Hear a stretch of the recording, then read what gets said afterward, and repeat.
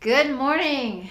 Okay, well, hey everybody, hey Andrea, Christina. Woo! All right, so what does it mean to be vulnerable? That is the question I am asking today. Oh, nice. You were just in Vegas. Very cool. Hey, niece. Very cool. Well, yeah, well, good for you. It's good times. Hey, gamer. Okay, so what happened this morning? Who here has tried to switch over their phone and, like, oh my God, it is such a mess trying to get, you know, oh dear. Anyway, I don't even want to go into it, but I was like, I can't log into my different apps that I got to log into. So, yeah, so I was really, really late this morning. Hey, David. Hey, Cray Cray. Trying to jump on here.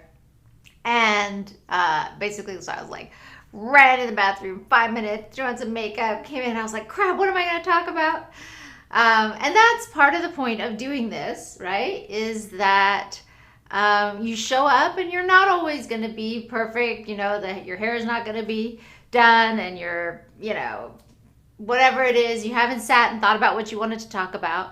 And that was kind of the point of me going live and doing this because in a way it's going to help to uh, put me on the spot for vulnerability. Hey David, hey Santoro, hey Francesco.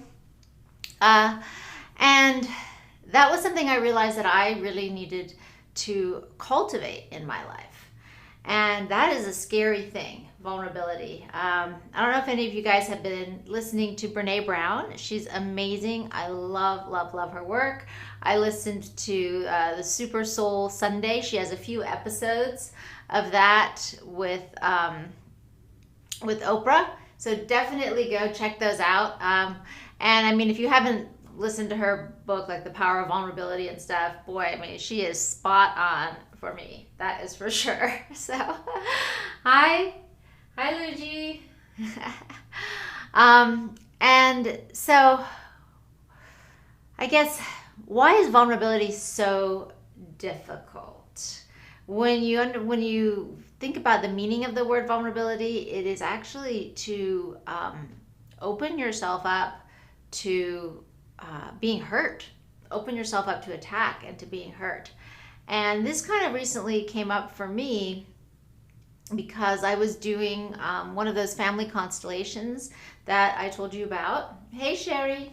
Hey, Silva. I was doing one of the family constellations, and it's kind of an amazing healing process and discovery process where they put the energy in the circle and different people represent different characters in your life, or things like shame or love or other things like that, your parents, and even you.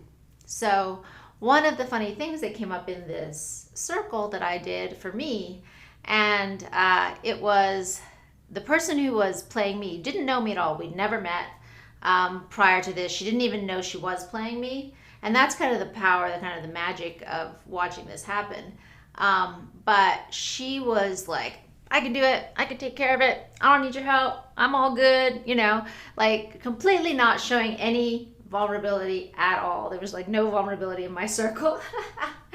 And so the woman who was facilitating is Shauna, who you met on a previous one. Hey guys.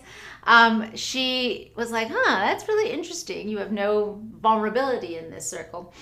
And when it came up, and it's something I've been looking at for some time, and there's ways in which I am vulnerable, right? There's ways in which I've been sharing my stories, and I've been starting to do that over the years. Before, I really, really struggled. I didn't tell about any of these things that had happened to me. I didn't talk about any of the abuse or rape or anything. I was just like, I'm all good, nothing. But over the last few years, with the TEDx talk and my book and other things, I've started to talk about this stuff. Love you too. Hi, Sherry. Hi, Allison. So I started to talk about these things, and that is a level of vulnerability for sure. But, I realized that there's other ways in which I'm still not allowing myself to be vulnerable.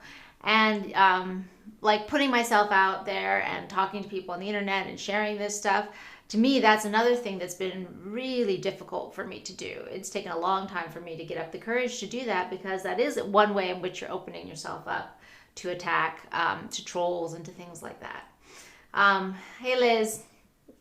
And, but then there's another way, right? So it's like in each of these things that we learn and we're developing in our lives, there's layers. And, sometimes the first big layer, and you share these like painful, scary stories.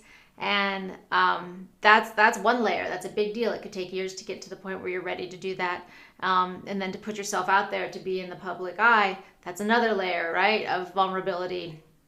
But another one that I realized is a more subtle layer, and that is kind of opening yourself up to be hurt, especially in relationships. Hey, Laksar, good to see you.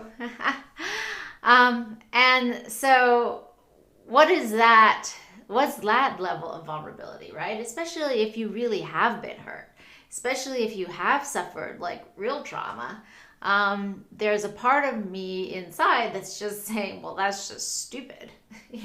Like, why would you, like, that's not something that you've imagined. That's not something that's like out there that happens to other people. Like, you know what happens, and you still want to do that. You still want to open yourself up for that.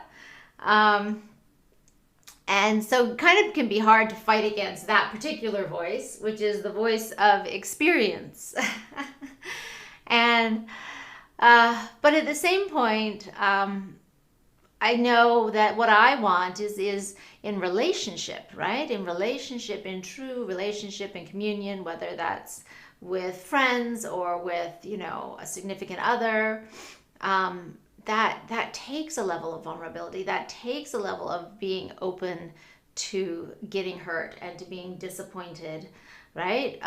If you are always all cool by yourself and, don't want to ever experience that vulnerability with a person, then it's hard to really connect. Now, of course, we want to be careful about who we're vulnerable with, right? We don't want to just do with any old buddy. So hopefully we've developed a sense of that over time and experience. But I think for some of us who really have suffered trauma, it's almost hard to know how to do that in a weird way. And so that's something that I continue to learn, I continue to explore, is these layers of vulnerability. And, what is vulnerability? And that's why I really love Brene Brown's work. So if you get a chance to check her out, she has a fabulous TED Talk. And if it's something that you've experienced where, you really have been hurt in the past, like I have, then, it can be even harder for us to allow ourselves to be vulnerable. And then we may miss out on some of the connection that we're looking for, and deep relationships that we want in our lives. Now, we may be able to do it at different levels. That's what I've found. Like, I have amazing friends. I have a wonderful, like, really close girlfriend that I can share things with and be vulnerable with. And you don't need a lot of people, that's for sure. But I found that for me, like, particularly in romantic relationships, that this is a challenge. And and it's a challenge in a way because I've experienced it go wrong so many times. And so it's kind of like the voice of experience is saying, well, really? You're going to try that again? But, I think it's about keeping our goal in front of us of what it is that we really want and being willing to take the risk, perhaps a calculated risk, not a stupid risk, hopefully, but to take the risk with that in order to achieve what we're really looking for, which is connection and love. So anyway, that was a little bit about what I wanted. I had no idea I was going to talk about that today because I was so late and I just showed up and I said, well, what am I going to talk about? And I've been listening to Brene Brown recently, so I thought I would share that off the cuff. I hope you have a beautiful day and that you're able to reach out and connect with those that you love. Have a great day. Bye, Elizabeth. Bye, everybody.